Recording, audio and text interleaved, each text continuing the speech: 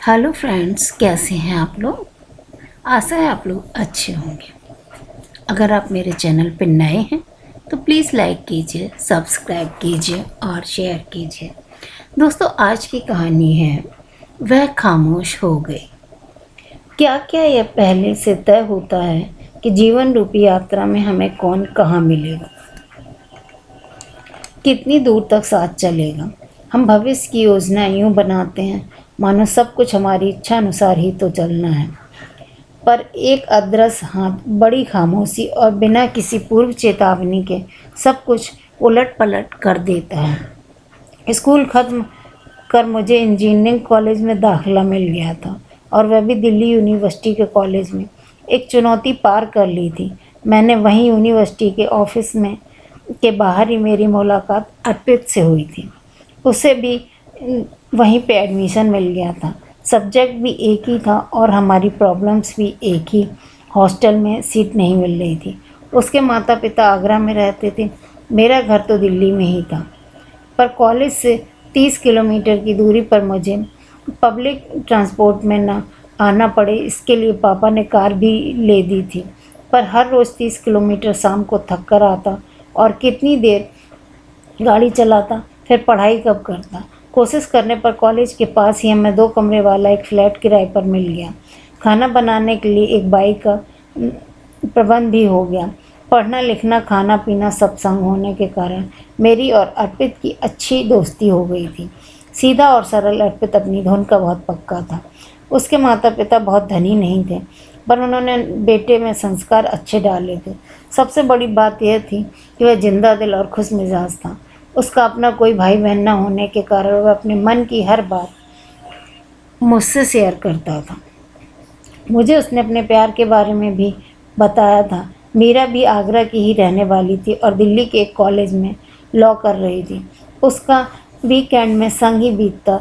1-2 बार मुझे भी साथ ले गया। पापा ने मुझे विदेश से एक कैमरा ला कर दिया था और उससे मैंने उन दोनों की 2-3 फ़ोटो भी ली थी। अर्पित के माता पिता इस विवाह के पक्ष में नहीं थे, परंतु उसे विश्वास था कि वह अपनी बात मनवा लेगा। खैर, अभी तो दोनों को अपनी ही पढ़ाई पूरी करनी थी।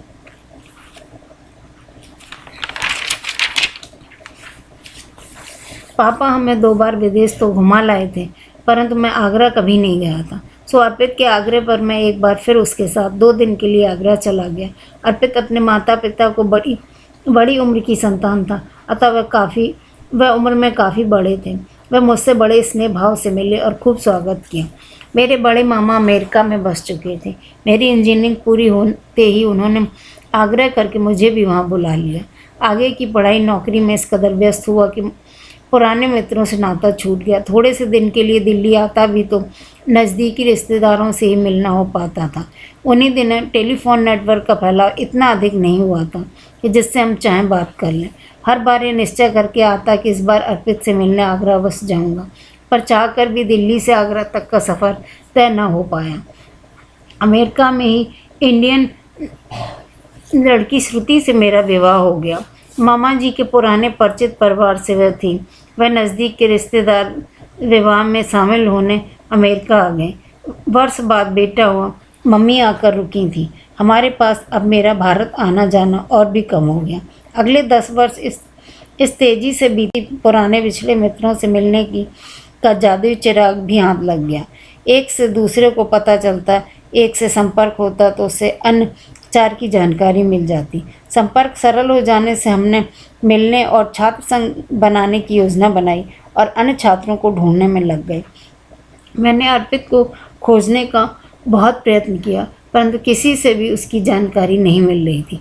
फेसबुक या अन्य सोशल मीडिया किसी पर भी नहीं था। वह स्थान मिलने की तिथि आदि का प्रबंध करने का बीड़ा दिल्ली में रहने वाले मित्रों ने अपने जुम्मे ले लिया था। अर्पित को ढूंढने का तय कर मैं उस डेट में काफ़ी पहले दिल्ली पहुंच गया था। अपने कागज़ों से मैंने अपनी एक पुरानी डायरी ढूंढ निकाली, जिसमें अर्पित के घर वालों के घर का पता लिखा था। मैंने आगरा जाने की ठानी और संडे का दिन चूज़ किया ताकि वह घर पर ही मिले। वह आगरा भी नहीं रहता होगा तो उसके माता पिता से उसका नया पता मिल जाएगा। ताज एक्सप्रेस पकड़ सुबह 9:30 बजे हम आगरा पहुंच गए और टैक्सी वाले के हाथ में घर का पता पकड़ाकर चलने को कहा। उसी शहर का होने के कारण उसने मुझे सीधे घर लाकर खड़ा कर दिया। घर तो मैंने पहचान लिया क्योंकि पहले आ चुका था, पर रास्ते याद नहीं थे। घर के ठीक बाहर एक खाली टैक्सी पहले से खड़ी थी। कोई आया हुआ होगा, मैंने सोचा। खैर, मैं अर्पित से बिना मिले तो लौटने वाला नहीं था। टैक्सी वाले का किराया देकर मैं अंदर गया। अंदर जाने पर मुझे कुछ हिचकिचाहट नहीं हुई। मेरे जिगरी दोस्त का घर था। वह घर पर बहुत पुराना सा लग रहा था। उस पर बरसों से जैसे रंग रोगन ना हुआ हो, पर गेट से शुरू होकर घर के किवाड़ तक का पक्का रास्ता गीला था। कुछ समय पहले ही धोया गया था। शायद बाहर की घास और फूलों में भी ताज़ा पानी डाला था, और दरवाजे के बाहर पड़े जूते ये सब ऐलान कर रहे थे कि वहाँ कोई रहता है। जैसे ही गेट खटखटाने के लिए मैंने हाथ बढ़ाया तो देखा कि किवाड़ खुला है। फिर भी एक बार खटखटा कर किवाड़ को होले से धक्का दिया। दरवाज़ा खुला तो सामने अर्पित के माता पिता को बैठे दिखे और एक स्त्री उसके सामने चाय रख रही थी। मैंने उन्हें नमस्कार कर अपना परिचय दिया, बताया कि मैं पहले भी यहाँ आ चुका हूँ। उसके चेहरे पर पहचान का भाव उभरा जरूर, किंतु रहे वह खामोशी। मुझे खड़ा देखकर बैठने का इशारा कर दिया। थोड़ी देर अजीब सा लग रहा था। पिछली बार उसका उत्साह, बेटे के मित्र के प्रति उनका स्नेह सब गायब था। उम्र का तकाजा था, शायद तबीयत ठीक नहीं रहती, शायद उनके सवाल मस्तिष्क में घूम रहे थे। मैंने इधर उधर देखा। घर सीधा परंतु सूरजपूर ढंग से सजा हुआ था। रसोई से बात करने की आवाज़ आ रही थी, मतलब कामवाली बाई के साथ कोई और भी था वहाँ। जल्दी ही मेरे सोचकर मैं खुश था कि अर्पित की चाहत आखिर उसे मिल गई। जानना चाहता था कि कैसे माने उसके माता पिता कितनी जद्दोजहद करनी पड़ी थी उसे मीरा को पाने के लिए। ढेर सी बातें करनी थी उससे, बहुत कुछ पूछना और बताना था। पर वह बाहर आए तो सही। मैं अर्पित से मिलने को उतावला होने लगा। मीरा मेरे सामने आ बैठी। कलफ वाली साड़ी, जूड़ा। विवाह के बाद लड़कियों में कितना बदलाव आ जाता है ना। मैंने उनकी मन को सोचा और वह हालचाल पूछने लगी कि उसकी आवाज़ में खनक गायब थी जो मैंने दिल्ली में सुनी थी। उनके बारे में बताकर मैंने कहा, साहबजादे अभी तक सो रहे हैं क्या? उनसे कहो मैं दिल्ली से यहाँ आ पहुँचा हूँ और वह आज छुट्टी है, पर उसका यह मतलब तो नहीं है कि सूरज कब का सिर पर चढ़ गया है। मीरा बिना उत्तर दिए उठ खड़ी हुई। सब एकदम खामोश रहे।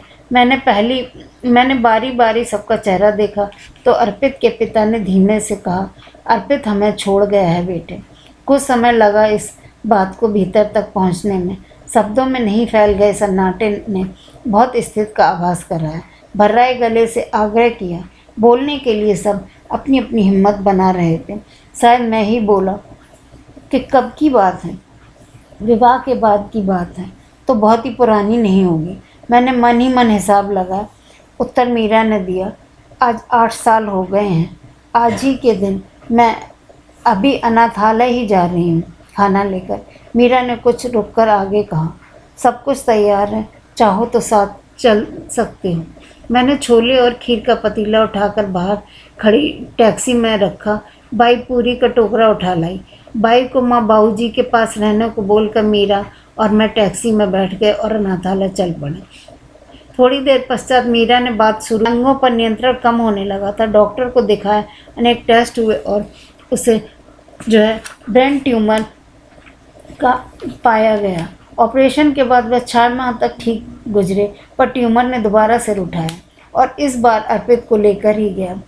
कैसे बीते वो 2 वर्ष अभी भी उसके याद करके रूठी। डॉक्टर की पूरी टीम आज भी उन्हीं दिनों को याद कर मेरे भीतर से हैरन सी दौड़ जाती है। कहते हैं उसका गला रुंध गया और वह खामोश हो गई। मतलब तुम दोनों को विवाह हो नहीं पाया था क्या? कि तुम यहाँ कैसे? उसका उत्तर बहुत अनपेक्षित था। ऐसी मुश्किल घड़ी में मैं अर्पित को कैसे अकेला छोड़ देती? उसके साथ हॉस्पिटल कौन जाता, कौन रहता उसके पास? अम्मा बाबूजी तो वैसे भी वृद्ध हो चले थे। उस पर यह झटका। मैंने मम्मी पापा से भी मुझे बहुत रोका, बांध कर नहीं रखा। बस मेरे कैसे रुकती, बोलो उन्हें देखने के लिए। भैया भाभी हैं, उन्हें किसके सहारे छोड़ देती? अर्पित के चले जाने के बाद कौन है इनका? 2 बार ऑपरेशन हुआ अर्पित का। मैं उनके साथ रही। हॉस्पिटल यहाँ से पास पड़ता था तो मैं अपने ज़रूरी सामान यहीं ले आई। यहाँ का रोज़ चक्कर लगाना होता था, इनकी देखभाल करनी भी ज़रूरी थी। महीनों तक रहा वह हॉस्पिटल में। जब भी उसकी तबीयत थोड़ा ठीक होती तो बात करता। उसे अपना अंत स्पष्ट नज़र आ ही रहा था कि माता पिता को लेकर वह बहुत चिंतित था। वह मुझसे भी वायदा लिया था कि मैं कहीं भी अन्यत्र विवाह अवश्य करूं। उससे तो मैं कुछ कहती नहीं थी। वह मानता था और अधिक जिद करने लगा था। हॉस्पिटल में ठहरने के लिए मना करता रहता था। पंडित जी ने मंत्र नहीं पढ़े थे। क्या सुख दुख के साथ देने की मंशा तो थी ना हमारी।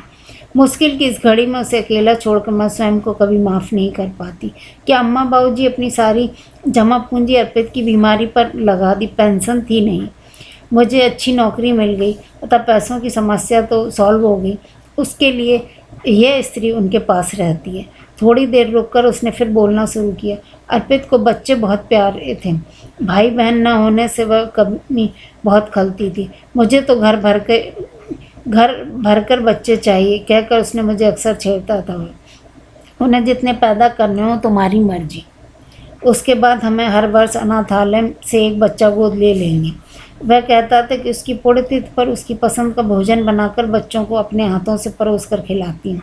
पसंद का खाना खाकर उनकी आंखों में चमक देखती हूँ तो विश्वास करूँ उनके अनेक बार अर्पित की आंखें देखी हैं मैंने।